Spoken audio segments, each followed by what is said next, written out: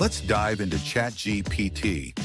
When you open ChatGPT, you'll notice an exciting new option called Explore GPTs. Click it, and you'll discover all the amazing new features. These features include Python, Whimsical Diagram, DesignerGPT, and AutoExpert.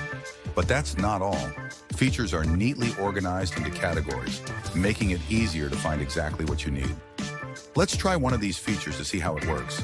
Since many of us are familiar with Canva, let's explore how Canva integrates here.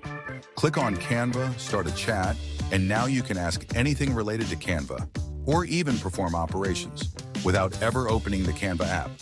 It's pure magic, and that's how you can explore and use all the incredible new features in ChatGPT.